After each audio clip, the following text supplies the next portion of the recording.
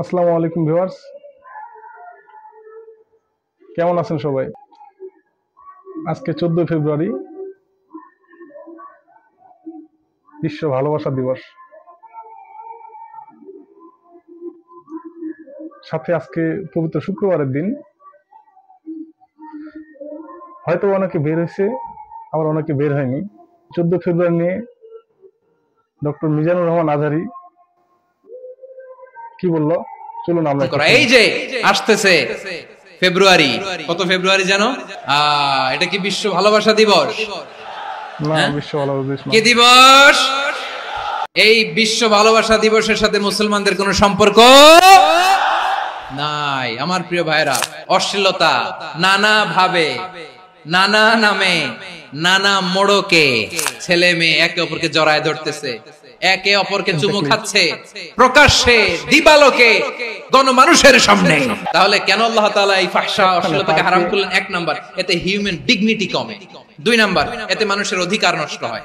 আপনি বিয়ে করেছেন, এরে পরকিয়া করেন, ওর সাথে এরকম আছে না নাই? স্ত্রীর অধিকার নষ্ট করেছেন। আপনি বিবাহ সম্পর্কে আবদ্ধ হয়েছেন তার সাথে, আপনি পরকিয়া করেন ওই ছেলের সাথে, আপনি আপনার হাজবেন্ডের সাথে বিট্রে করেছেন। এজন্য আল্লাহ অশ্লীলতাকে হারাম করেছেন। প্রিয় ভাইরা, এই যে আপনি অবৈধ সম্পর্কে জড়ালেন, কেন আল্লাহ অশ্লীলতাকে হারাম করেছে দেখেন। বলতেছিলাম যে এটা আপনার নাসাল, আপনার জেনারেশন, আপনার লিনিয়েজ, আপনার বংশকে প্রিজার্ভ করা। কে কার বাবা, কে কার মা, বাবা মা জানা, প্রজন্মকে প্রিজার্ভ করা, এটা ইসলাম ওয়াজিব করে দিয়েছে।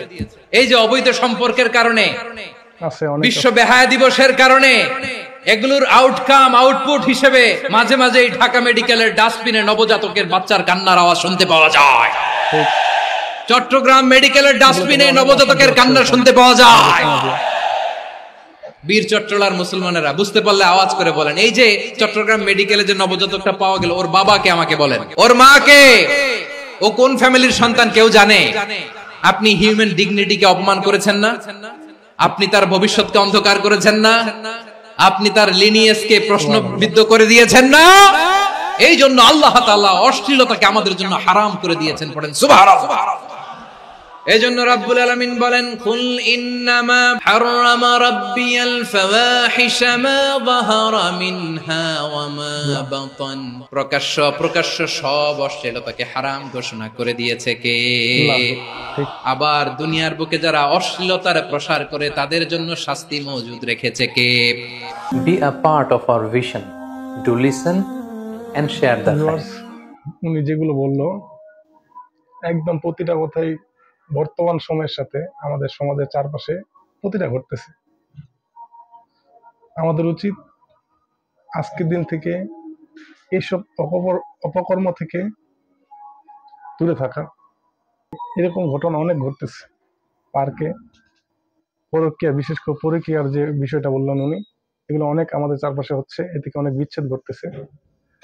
আর বাচ্চা যে বললো, এই বাচ্চার বিষয়টাও মানে অনেক, এগুলো হাসপাতালের পিছনে, ডাস্টবিনে অনেক পাওয়া যাচ্ছে।